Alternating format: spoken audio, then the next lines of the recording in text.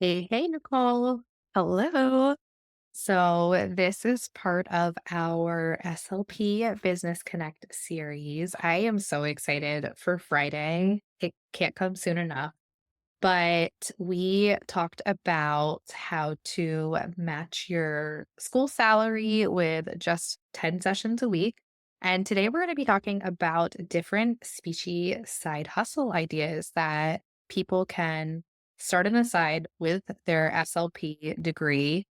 And there's a lot that SLPs can do. So we're talking about 30 different speechy side hustle ideas. I I really think love this topic. It means I love this topic so much. It means a lot to me just from different personal experiences that I've had. But I really hope that other SLPs listening to this can see beyond just the general route, whether it's a side hustle or something they want to do full time, that there are so many avenues that you can go down with an SLP degree. I agree. And I feel like, sometimes just tapping into your creative side can reignite your passion again too. Like I'm not saying that you're gonna start the speechy side hustle idea and it's gonna become your full-time gig. That would be amazing if it does. But sometimes just being creative, having a hobby on the side, if you can also make money from it too, then all the better. But just tapping into that might help you see what you're passionate about. And because the problem I'm seeing is that everyone is so burned out and overwhelmed by the demands put on speech language pathologists that there's like this mass exodus from the field. And so I just want to show that you can stay in the field, utilize your degree, maybe even go to part time eventually in your career, but do something that you love on the side and make money from it as well. So, Nicole, do you want to talk a little bit about your experience so that if anybody can relate to it, that it'll really resonate with them? Sure. So I went to Emerson College and for my undergrad, my only grad, but I went to Emerson College and got my bachelor's for communication sciences. And while I was there, I was very hesitant about what I wanted to do next. I loved the field. I wanted to work as a speech pathologist, but I didn't know what my next step was. I wasn't ready to commit to grad school straight out. And in my second or third year, I started working with a mentor, and she did a lot of research with different people who are autistic. And so I started working in the FACE lab on campus, and I really loved what I was doing, but I just realized research wasn't for me at all. I love reading the results, but some of the nitty-gritty just does not work for my ADHD brain. It wasn't good for me. So I was talking to her a lot about what I was gonna do next. I'm not ready to go into grad school. I didn't wanna go into research. I don't know what my next steps were, and pretty much most of the advice of what she gave me is, well, if that's like, there's nothing else that you can do in the field. Either you work in a school or you can go work for ASHA, but that's it. Other than that, you need to look into a career change. And I wasn't ready for that either. I loved working with kids. I loved working in my different outpatient placements that I had, EI, but I just wasn't ready for the next steps of getting my master's, and I wasn't ready for just walking away from it all. So that's kind of what started me on my journey of looking into creating my own career path, and in part how I also met Vanita and started working as a virtual assistant, doing social media managing, branding, working with other SLPs and people in other healthcare and creative industries where my SLP degree actually was super helpful, even though I hadn't had a degree in design or marketing. But understanding the field is something that's going to give you a leg up when you are starting out in a new career path or something in conjunction with your degree. So that's a little bit about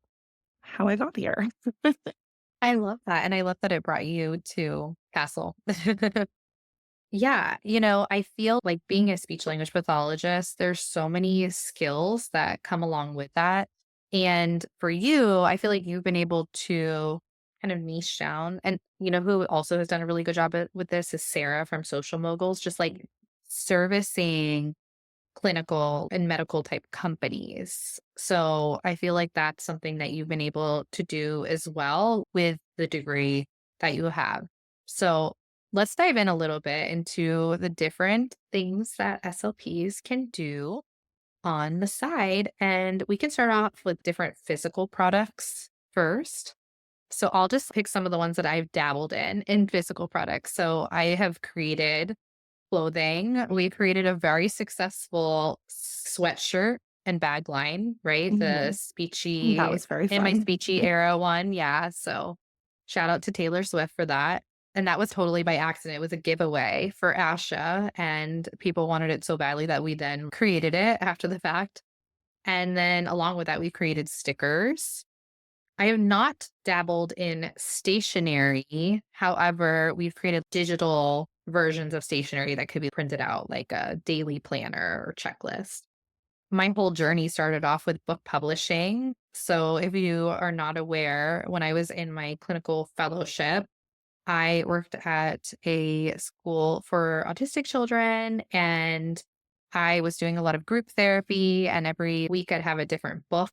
But I was trying to help the children in the group prepare for different social scenarios like birthday parties or going to a grocery store, just based off feedback from parents.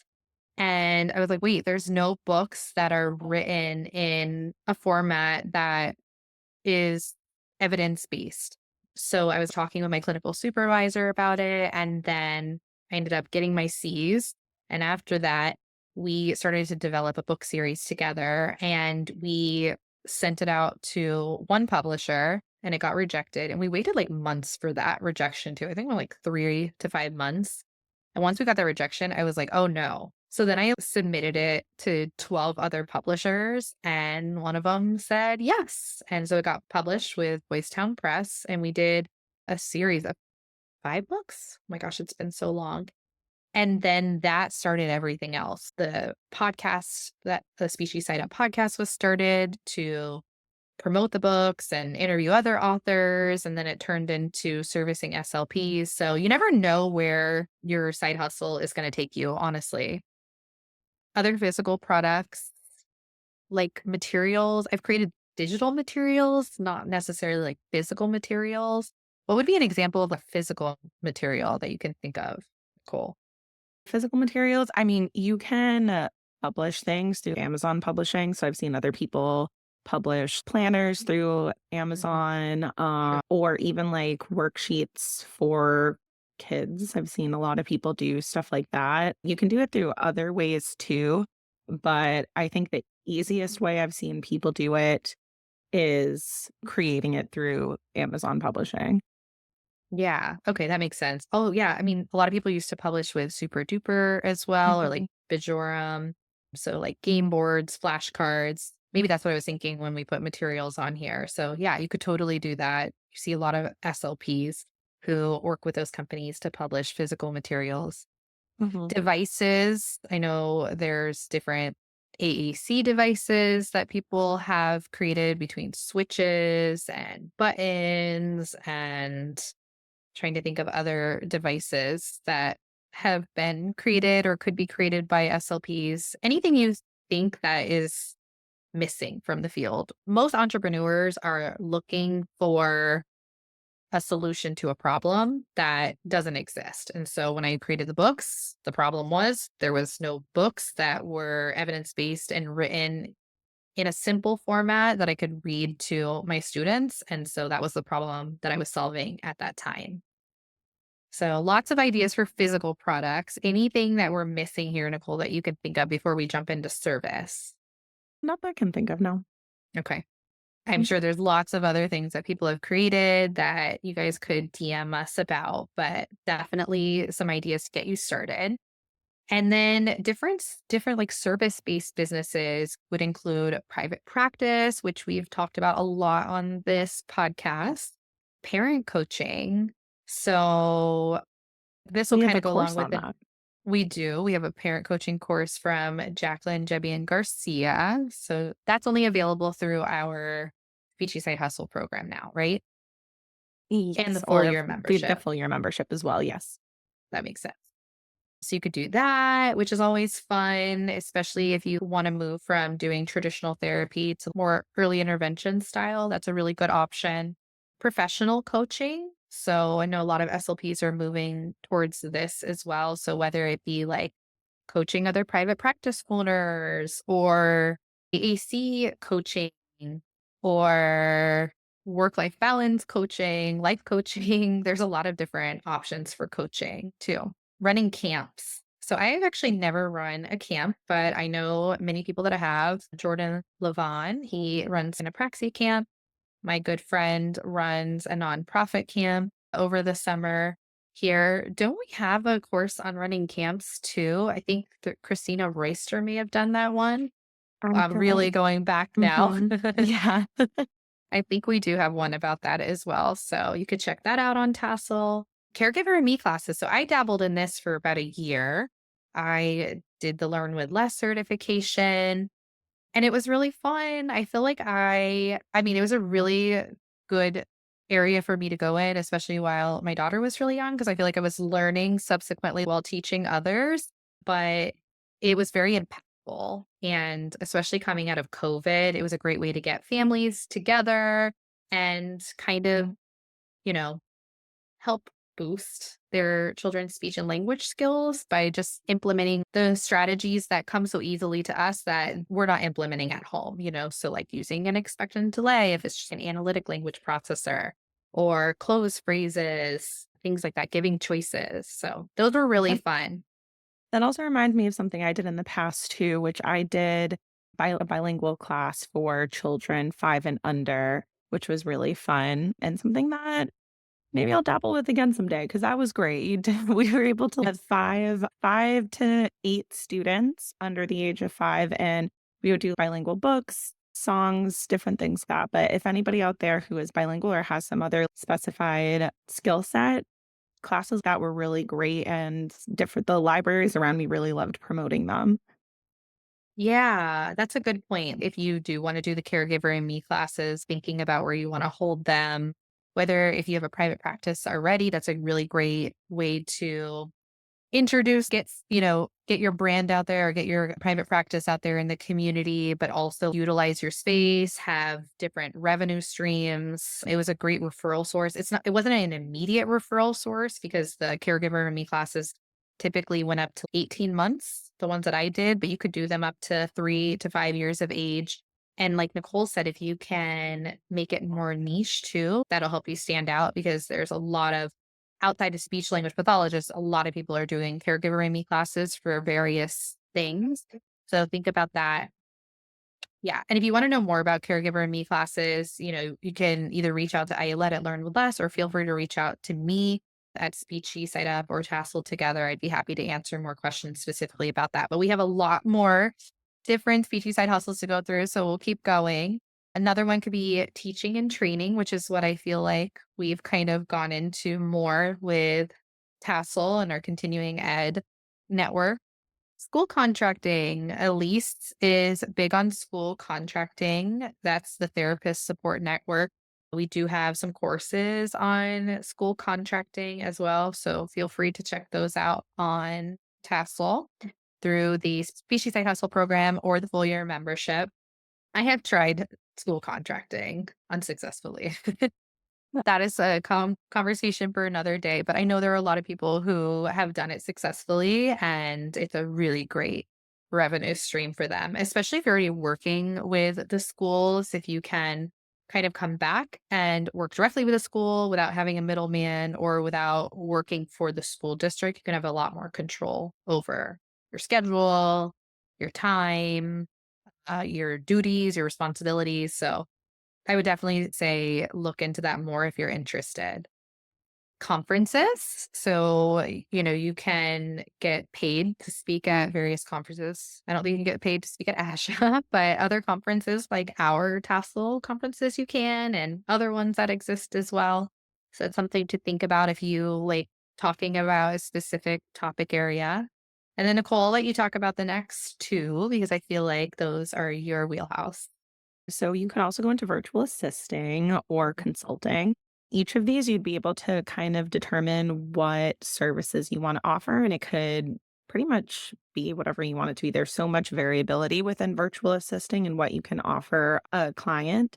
So if you wanted to do something really techy, if you wanted to do SEO and learn more about Google Analytics, ads, things like that, you could go into marketing, social media managing, something in that kind of wheelhouse, or you could do just basic admin, some side work. You can also niche down in different areas. If you wanted to work with other SLPs who have online businesses, if you wanted to work with other people who offer online courses, if you wanted to branch out into a different field that you've had experience with, you can do that as well. So virtual assisting really is a whole world that you can pretty much make your own and find the clients that really speak to you. And the same thing with consulting. If you became, if you had enough experience in one area and you wanted to say, you know what, I really love social media, I really love SEO, this is how I found it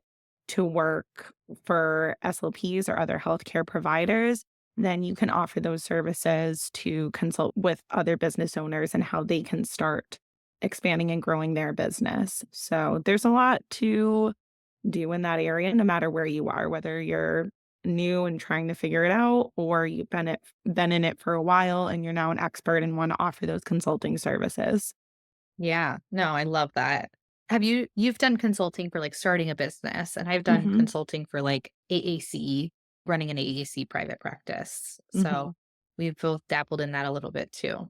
Yeah. Yeah. Consulting's always fun because you get to see where people are at in their journey. And there's so many different things that you learn along the way where you really wish you had somebody 5 years ago tell you, make sure you do X, Y, or Z. And so that's why I really love consulting is being able to hand those tips off to other people who are just starting and see Yeah. them grow. Yeah. I know. And I love like answering their specific questions too, because you forget where you start, and like Hmm. the beginning questions that people have. So yeah, I really do enjoy consulting too.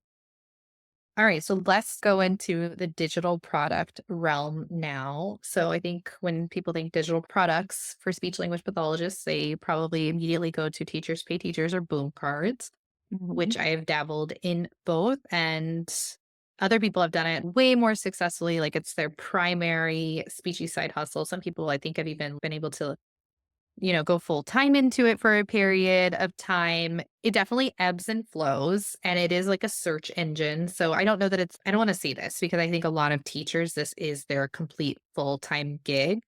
I'm not sure what the landscape is nowadays for growing a teacher, paid teacher, or boom card store. I would say 10 years ago, if you got in, you could skyrocket. It's like when you got on Instagram 10 years ago. But I definitely think that if you like making digital products, you should absolutely put them on Teachers Pay Teachers or Boom Cards, as well as your own website, because you always want to have full rights to anything that you create. And when you're putting it on those websites, you are giving them a cut of what you've created.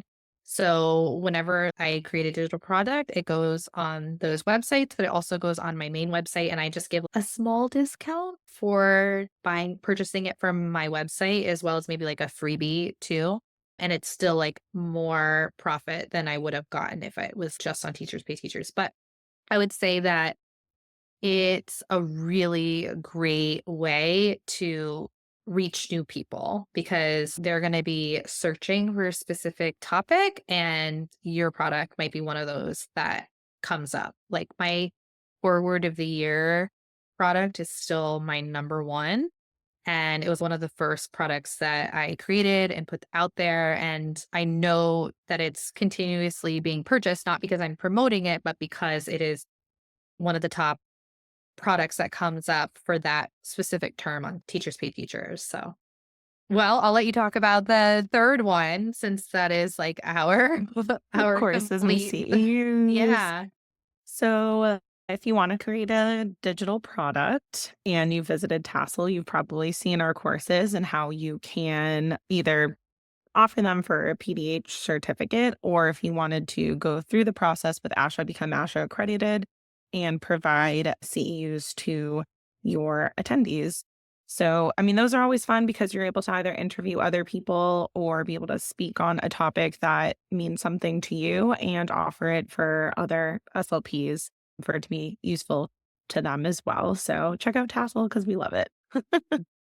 And if you want to do more than just an individual course, you can also create different programs. There's a lot of SLPs who have done this really successfully. We have a couple of them on Tassel if you want to check those out too, where you're not just offering one course, but you can offer multiple hours in as a program, or even something that's broken down into smaller modules that somebody can go through and have more of a complete, I guess, learning outcome of what they're going to get from a full program as opposed to just a course that is typically an hour and talking about one topic.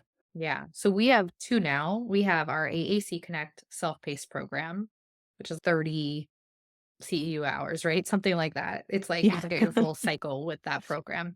And then the new one we just started is 16 PDHs, so 1.6 CEUs, and it is the new Speechie Side Hustle program, which we're super, super excited to share about. So, besides training programs and courses and CEUs, you could start a podcast. And I think I know a little bit about that. I started the Speechy Side Up podcast with my co host back then 10 years ago. This is our 10-year anniversary this summer, which is so crazy. And you can certainly monetize your podcast through affiliate marketing. You could run ads, just general ads as well. A lot of the podcasting platforms allow you to opt in to different affiliate programs.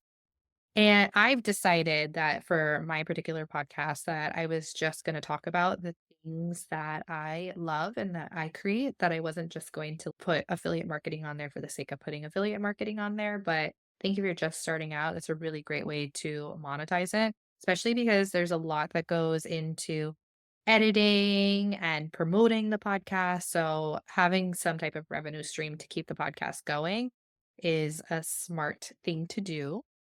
And then something that I did not do in the beginning of my podcast was I only recorded audio, but you should also record video. You should actually record video and then take the audio from the video. That way you can post it to YouTube because YouTube is owned by Google and that is very good for SEO. So if you don't know what SEO is, search engine optimization.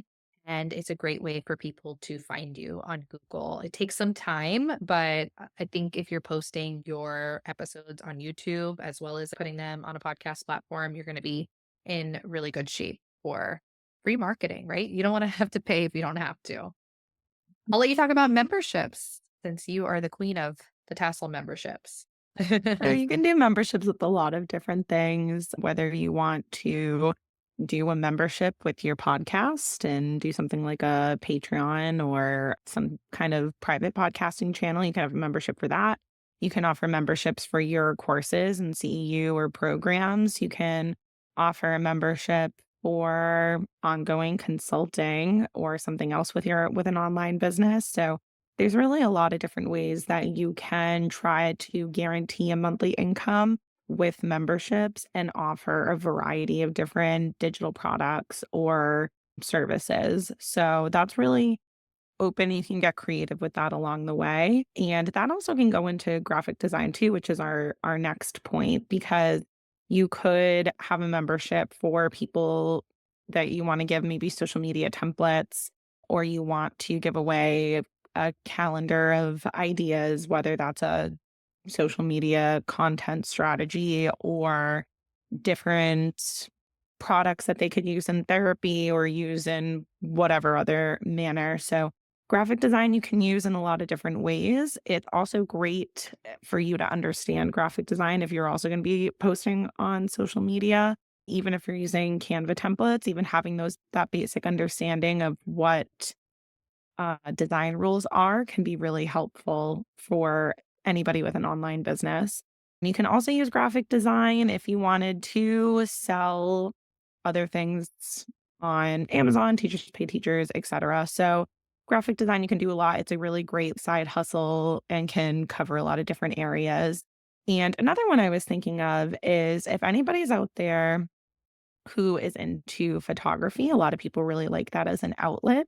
You can also sell your photography, whether you want to get on like Getty Images, iStock, Unsplash, Shutterfly, any of those websites. That's another great passive income for a digital product because a lot of people will want to download those and then use that over and over again. It's something you're creating only once.